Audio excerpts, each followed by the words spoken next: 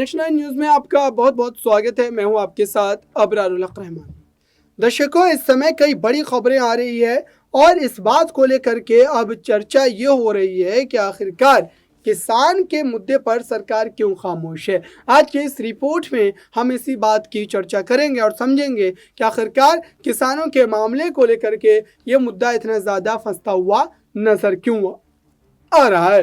आइए बारी बारी से मामले को समझते हैं और जानते हैं कि अब किसान जिस ढंग से बॉर्डर पर अपने स्थान जो है सुनिश्चित कर चुके हैं, वो बैठ चुके हैं, वहीं पर उन्होंने तंबू गाड़ लिए हैं, खाना बनाना, खाना पीना, सोना बैठना सब वहीं पर हो रहा है। यानी कि पूरी के पूरी आप कहें स्थिति जो है वो पिछली बार के प्रदर्शन की तरह हमें देखने को मिल रही है। अब ऐसे में सवाल ये उठते हैं कि आखिरकार सरकार जो हर मुद्दे पर जो है रातों रात फैसला लेती है, इस पूरे मामले पर इतनी ज़्यादा खामोश क्यों है और इस पर बयानबाजी से वो परहेज क्यों कर रहे हैं। क्या उनको इस बात का डर है कि अगर वो इस पूरे मुद्दे को लेकर के सीधे तौर पर फैसला लेते नजर आए तो उनका वोट बैंक उनके हाथों से खिसक जाएगा और ये उनके लिए एक राजनीतिक नुकसान का बड़ा कारण बनेगा। दर्शकों, इस पूरे मामले पर विपक्ष ने भी अब कहीं ना कहीं अपनी राजनीतिक साधना शुरू कर दिया है। खुद मल्लिकार्जुन खड़गे ने इस पूरे मुद्दे पर जो है एक बयान दिया है। हालांकि इसको लेकर के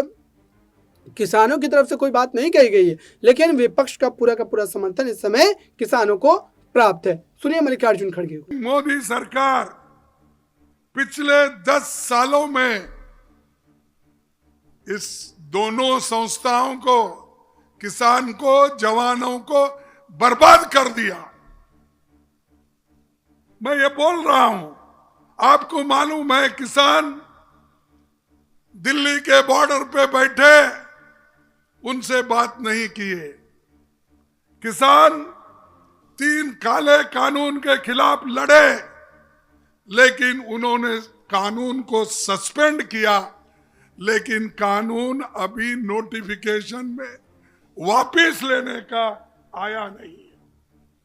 तो जब तक ये उस वक्त आंदोलन को समाप्त करने के लिए उन्होंने कानून को, 3 काले कानून को सस्पेंड किया, लेकिन उसका नोटिफिकेशन कहां है कि हमने ये रद्द कर दिया, ये 3 कानून हमने कैंसल कर दिया, ये अभी तक बाहर नहीं आया। ये मोदी की चाल है।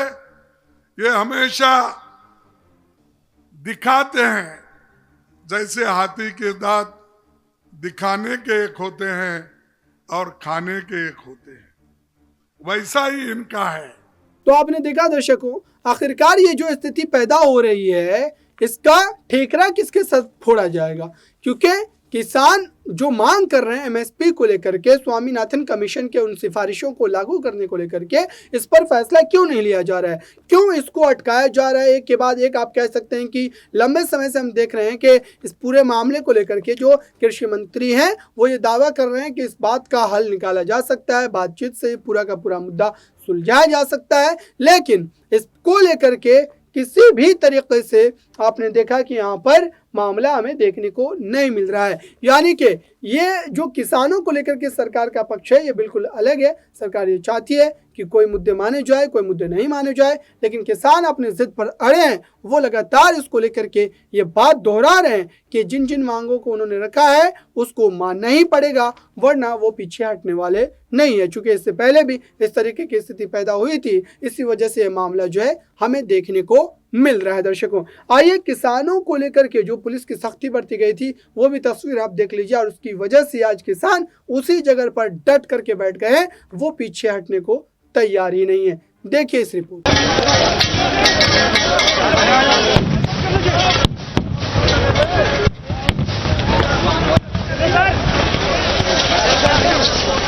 दूर तो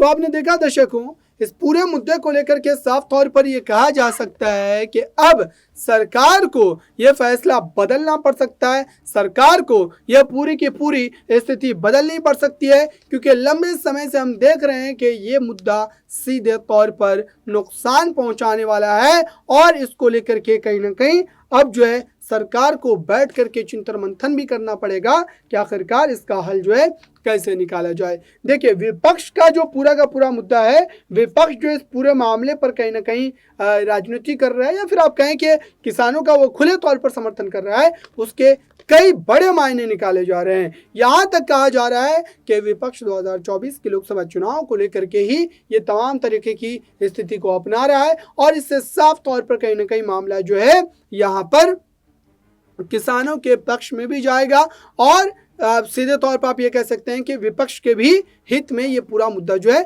हमें देखने को मिल सकता है। इस पूरे मामले को लेकर के अखिलेश यादव के भी उस बयान को आपको जरूर सुनना चाहिए, क्योंकि अखिलेश यादव उत्तर प्रदेश का एक बड़ा चेहरा है विपक्ष का और उत्तर प्रदेश के ही कई किसान संगठन, खुद राकेश टिकैत वहां से आते हैं, तो उसको लेकर के भी अब दावे किए जा रहे हैं। क्या इसका राजनीतिक लाभ उठाने के लिए ही अखिलेश यादव ने बयान देना अब शुरू कर दिया है? हालांकि इस पर समाजवादी पार्टी का पक्ष बिल्कुल अलग है। देखिए इस रिपोर्ट में और सुनिए अखिलेश यादव के इस बयान का कितना ज्यादा असर होगा सरकार पर और खुद अखिलेश यादव को इसका फायदा कितना मिल पाएगा। गई जान चली गई, लेकिन उसके बावजूद भी सरकार किसानों को एमएसपी देने के लिए तैयार नहीं है। तो जो सरकार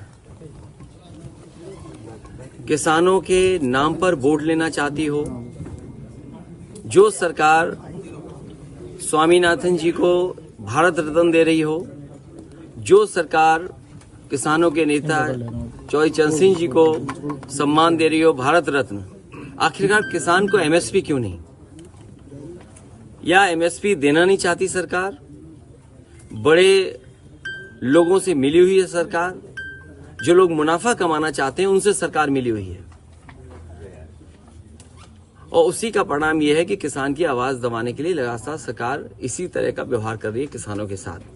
आने वाले चुनाव में जो 2024 को होने जा रहा है, देश की जनता भारतीय जनता पार्टी को हटा देगी। तो आपने देखा दर्शकों, अब लंबे समय से इस पूरे मामले को लेकर के जो राजनीतिक उठापटक का खेल चल रहा है, इसका अंत कैसे होगा और इसको लेकर के साफ तौर पर स्थिति किस ढंग से हमें बदलती हुई देखने को मिल सकती है। सरकार दावे बहुत कर रही है, बातचीत का मामला पूरा यहाँ पर जो बताया जा रहा है, लेकिन अब तक जो है इसको लेकर के न तो किसान ने सहमति दी है और न ही सरकार यहाँ पर जो है इस पूरे मामले पर किसानों को उस मांग को कहीं ना कहीं स्वीकारने को तैयार है।